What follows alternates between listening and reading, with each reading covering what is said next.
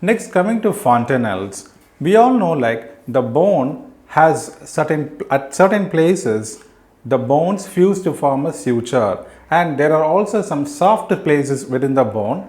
Normally, this occurs especially in the kids, and it closes by around 1.5 years of age. We have this anterior fontanelle and the posterior fontanelle, which are the soft spots. Now what happens is, in some people there occurs a premature fusion of all of these bones called as craniosynostosis, whereas in some people it might take some more time for these fontanelles to get fused. So the importance of these fontanelles is that it helps the physician to navigate into the brainy parenchyma or into the central nervous system through this fontanelle, because these are the soft spots where the bones have not fused, and there is possibility for the physician to enter the needle in order to drain the pathological conditions like subdural hematoma or a subdural abscess.